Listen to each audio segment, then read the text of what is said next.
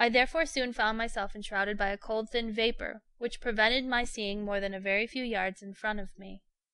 Then I came upon a large patch of old snow in which I could distinctly trace the half-melted tracks of goats, and in one place, as it seemed to me, there had been a dog following them.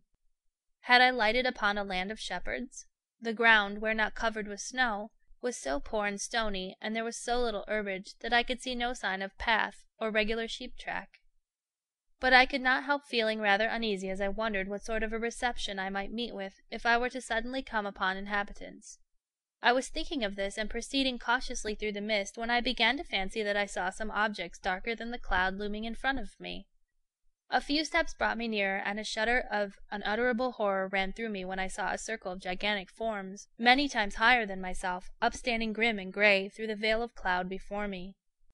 I suppose I must have fainted, for I found myself some time afterwards sitting upon the ground, sick and deadly cold. There were the figures, quite still and silent, seen vaguely through the thick gloom, but in human shape, indisputably. A sudden thought occurred to me, which would have doubtless struck me at once had I not been prepossessed with forebodings at the time that I first saw the figures, and had not the cloud concealed them from me. I mean that they were not living beings, but statues. I determined that I would count 50 slowly, and was sure that the objects were not alive if during that time I could detect no sign of motion. How thankful was I when I came to the end of my 50 and there had been no movement! I counted a second time, but again all was still. I then advanced timidly forward, and in another moment I saw that my surmise was correct. I had come upon a sort of Stonehenge of rude and barbaric figures, seated as Chowbok had sat when I questioned him in the wool-shed, and with the same superhumanly malevolent expression on their faces. They had been all seated, but 2 had fallen. They were barbarous, neither Egyptian, nor Assyrian, nor Japanese, different from any of these, and yet akin to all. They were 6 or 7 times larger than life, of great antiquity, worn and lichen-grown. They were 10 in number. There was snow upon their heads, and wherever snow could lodge. Each statue had been built of 4 or 5 enormous blocks, but how these had been raised and put together is known to those alone who raised them. Each was terrible after a different kind. One was raging furiously, as in pain and great despair. Another was lean and cadaverous with famine. Another cruel and idiotic, but with the silliest simper that can be conceived. This one had fallen, and looked exquisitely ludicrous in his fall. The mouths of all were more or less open, and as I looked at them from behind, I saw that their heads had been hollowed. I was sick and shivering with cold. Solitude had unmanned me already, and I was utterly unfit to have come upon such an assembly of fiends in such a dreadful wilderness and without preparation. I would have given everything I had in the world to have been back at my master's station, but that was not to be thought of. My head was failing, and I felt sure that I could never get back alive.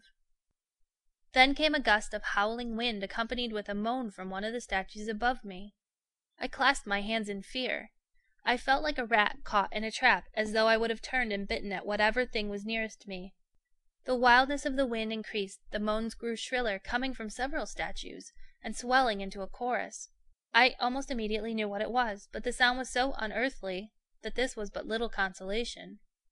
The inhuman beings into whose hearts the evil one had put it to conceive these statues had made their heads into a sort of organ-pipe, so that their mouths should catch the wind and sound with its blowing. It was horrible. However brave a man might be, he could never stand such a concert from such lips, and in such a place.